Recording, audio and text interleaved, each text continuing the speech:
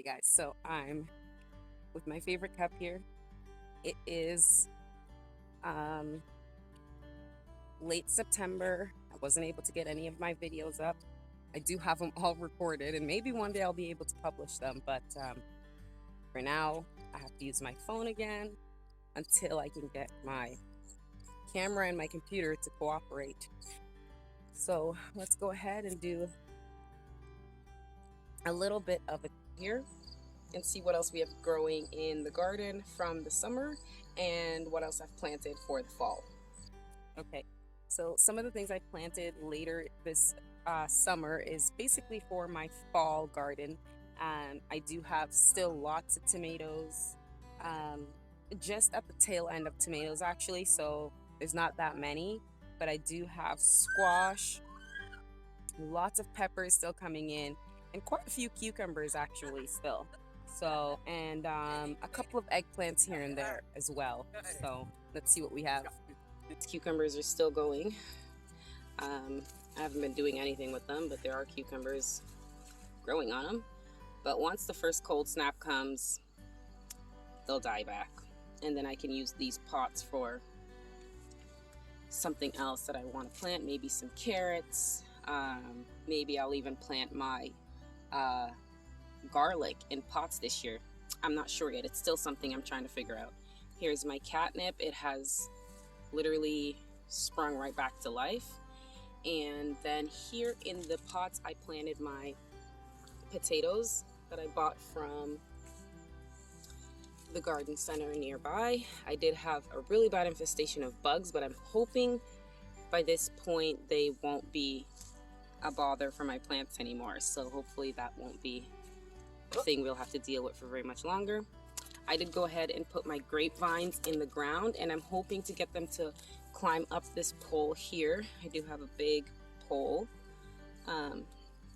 So I'm hoping they'll, twist around this pole, and eventually I'd like to put a piece of wood that goes across here over to this pole because I have another pole here as well.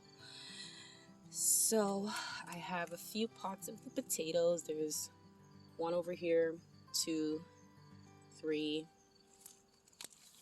4. Now you can see this one didn't do too hot because the bugs were just absolutely killing them. Here we have more potatoes. Ooh, I love that evening sun. This is what the mint looks like now. They'll be dying back, and next year it'll definitely come back up. But I can still make, another small harvest off of my mint here. I usually keep mint in a pot because it does tend to take over. So unless you have a nice enough space that you're gonna keep it pruned, and you don't care if it takes over, then you can plant it in the ground. But I usually just keep it in a nice deep pot, one that will be able to survive the winter. Turnips here. Again, the bugs. But at this point of the year, it doesn't really matter to me. So the sunflowers are here, and you can tell that it's completely ready because it's changed color, and now it's that black and white stripy color that we know and love from sunflowers. Let's see if I can get one out for you guys. So this one's been eaten by bugs, and you have to try and get them out before they're completely eaten by the bugs. So like this one is perfect. And so what you can do now is you can just take these, you can actually take the seeds out and just keep them out on like a rack, and then just allow them to dry. And then once your sunflowers are dry, you can just keep them in a bag, and you can just plant these again next year. Or if you want to roast them and eat them, you have to boil them for about 20 minutes in some salt water, and then you dry them off, and then you can roast them in the oven for about 20 to 30 minutes. Keep an eye on them, sprinkle some salt, and you'll have roasted sunflower seeds. Okay, so also what I wanted to tell you guys is a little bit of an update on the goats, just to show you guys what we've been doing. We've also had 2 batches of meat birds that we've butchered. We still have half a batch left. We're only doing about 10 or 15 a day to try and get them all done. And then we ordered another batch of meat birds that we have inside, but that won't be ready for another like 8 weeks. So right now they're just brooding for another like week or so before we're able to bring them outside. But I do want to sit down and tell you a little bit of story about what's been happening with my goats. So let's finish this garden harvest and then I can tell you about that.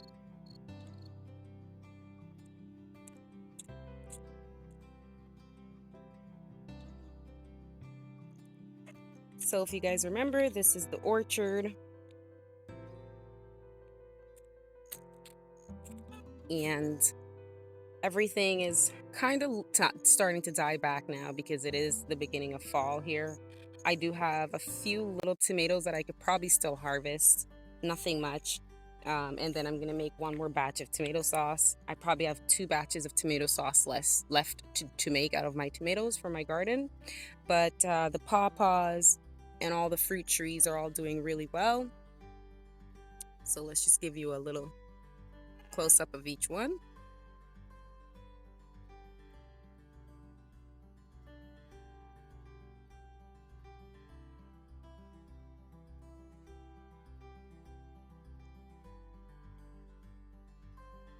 And then this entire row back here is all pawpaws. All of these trees back there. And then the one that has the green mesh over it is my blueberry patch. So this is what it's looking like on the farm at the beginning of fall. Let's go ahead and take a look at the rest of the garden and get to this goat story I have to tell you.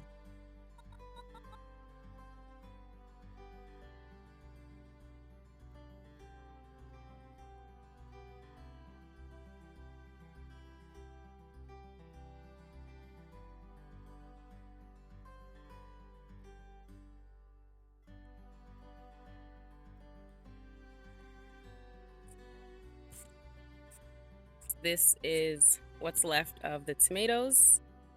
You can see I do have a few left. And this was my big tomato jungle, as I called it. I've been harvesting so many tomatoes out of here. It's unbelievable. And I still have quite a few I could still harvest. So a lot of these cherries.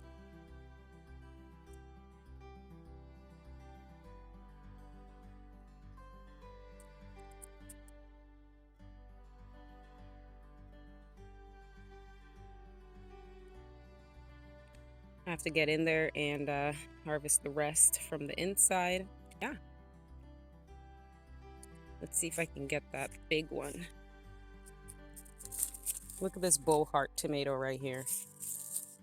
It's just still growing, doesn't want to give up. And this is a nice size bow heart tomato. This bad boy, if I could only reach it.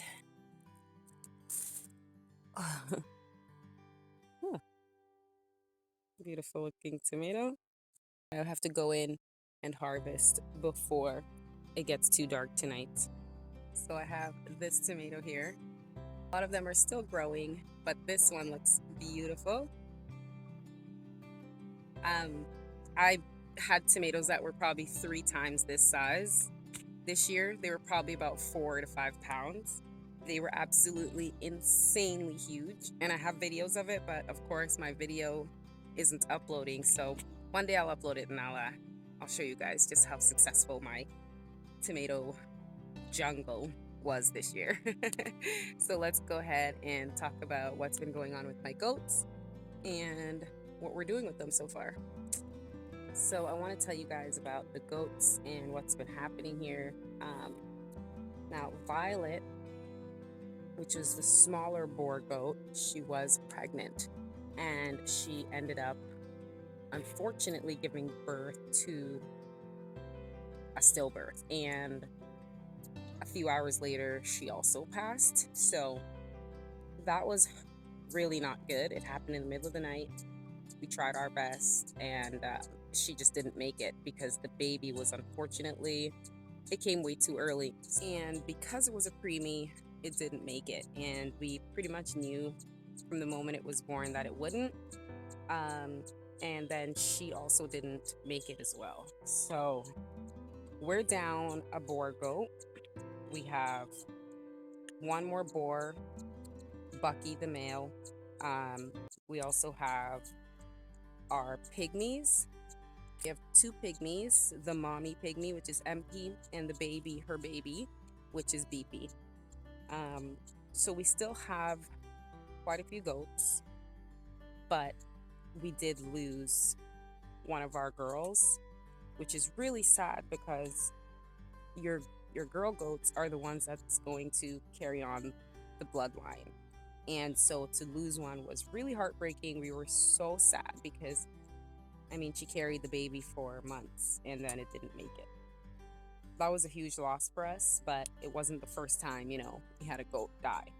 So, for now, we put the males, the two boys back with the girls, and we're hoping that we can successfully get them bred. If they're not bred by the winter time, then it's probably not going to happen until next spring. So we'll see. Hopefully we're able to successfully, birth some babies on the farm.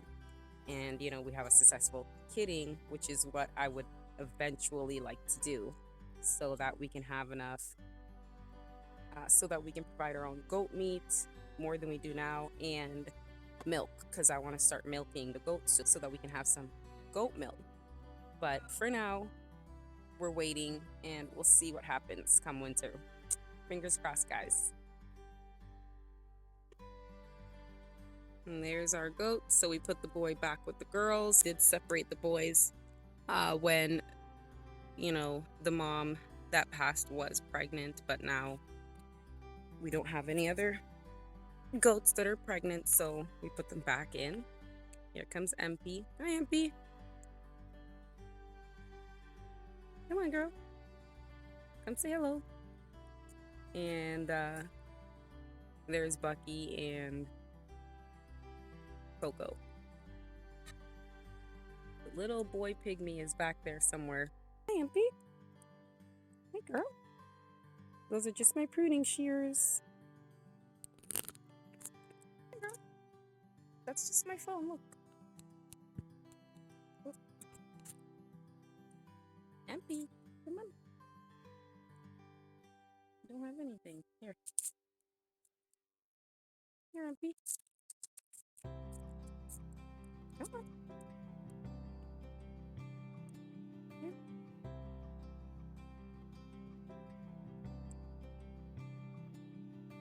Alright, so I also have a couple of squash down here. Okay, so here's my winter squash. I'm letting these get much bigger, and once you're not able to push your finger through the skin, like right now you can see I left a little bit of an indentation in here. If once you press on it, if your nail goes through it pretty easily, it's not ready. But if your nails, just press it and it doesn't go in, you should be ready to harvest them. Also, when the leaves start dying back a little bit, that's also a sign that they're ready. Look back there, you can still see some more of their flowers. And I have quite a few of these just growing, all over the place here in my front garden. Okay, so here I still have some of my cucumbers still growing here, and you can see they're starting to grow a little bit wonky, just because the cucumbers are pretty much on the tail end of their growth now. It is the beginning of fall and we're getting cooler nights and the days aren't as hot. So I do have a lot of peppers as well still coming. The slugs are absolutely, annoying. And the peppers have quadrupled in size. I do have a really large eggplant that I have to pick here.